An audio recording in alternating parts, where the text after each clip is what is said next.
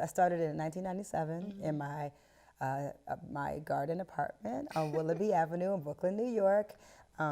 At that time, I won the Apollo, so I had become very famous, and as famous as you could be as a poet at that time. Anyway, there was no outlets for television and poets really.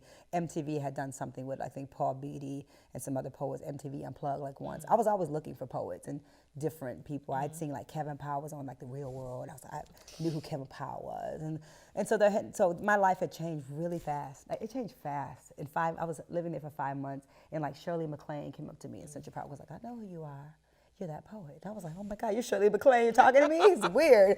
And so people from Wu-Tang Clan, knew who I was. And so KRS-One who I was. And so Nas. And so because when I did the Apollo, that's when everybody was on the Apollo. The Fugees were on the Apollo.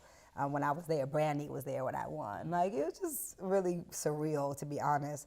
But just to fast forward into publishing, I did my first book in 1997. I had been turned down by every publishing house. I had a really great agent. Marie Brown was one of the ones that I wanted to work with, but Faye Chow was my first literary agent. She was lovely. She believed in me.